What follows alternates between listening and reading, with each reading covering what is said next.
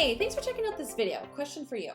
Have you ever had an experience where you met someone for the first time and then all of a sudden it's like you see that person everywhere? Or maybe you want to buy something new, like let's say a new car. And until you get the new car, it's like you see that new car everywhere you go. And you're like, oh, there's one, right? All of a sudden. So it's not by accident that these things happen. And because there's something actually at the base of your brain called the Reticular Activating System. Okay, it's RAS for short. And basically the RAS, what this is, it's like a filter, right? It gives weight to the important things in our life, and then it filters out the things that are not. And so the person that you just met, for example, they've been there the whole time. They've been there the whole time. You just never saw them because they weren't programmed into your RAS that this is what you should be looking for. You filter them out because you're telling your RAS it's not important. Not important right now. Don't look for that stuff. It's the same with the car that maybe you would want to buy. That style car, it's always around you, but you just weren't looking for it. So your brain wasn't filtering through the input and working to find it. So your RAS extends into other parts of your life, right? Sometimes in a very positive way, sometimes in a not so positive way. And this is where we want to talk about food and body. This is where problems can really arise. So for example, let's say you look at your body every day in the mirror and you're constantly focusing on, God, I'm so fat, or you're focusing on all these imperfections. What you are then doing is teaching your RAS, okay, what it should be hearing, looking for, and feeling, and you interpret that as proof. It's the same thing. It's like you're teaching yourself how to look for that new car. Same thing.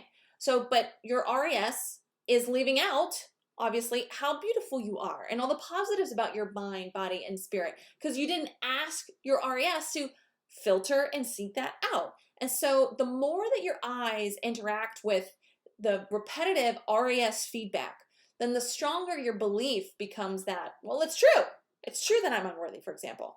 And then the stronger then your belief is, okay, then the more likely you are to tell yourself that this is the reality. I'm not worthy. No one's going to ever love me until, I lose weight, something along those lines. So look, this isn't hocus pocus. This is like real stuff. It's scientifically proven. So, but if you just pause for a minute and really just considered challenging an assumption that maybe in an area of your life that is really important to you, like how you see yourself, for example, your ability to be successful, your worthiness. And it's such a strong question and challenge for you because oftentimes the pace of our lives, they really groom us to just choose to look at certain things like, yeah.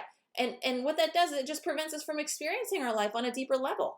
So if you want to feel more confident, if you want to feel more worthy, you want to feel more beautiful, you want to feel more appreciative, you want to feel like, God, I just love my life, you have got to intentionally set your RAS to look for that.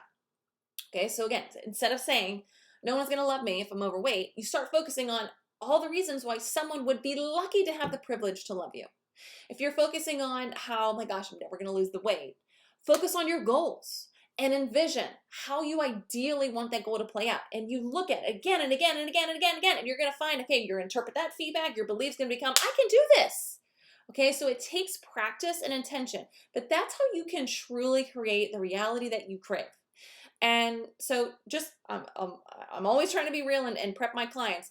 It's as you change this, as you work on changing this, expect your old familiar subjects, that the things that you were focusing on, to come up, okay? The things that don't serve you, because your RAS is used to doing that, okay? So when they do, you bring your mindfulness to it, and then you plant a new seed and say, you know what, RAS, this is what we're going to focus on. And you pivot to your new focus, and I promise you, over time, you will start to experience life differently. It's a big topic. So I hope it really landed. I don't know one person where it wouldn't apply. So I'd love to hear your comments, and I'll see you again soon. Bye.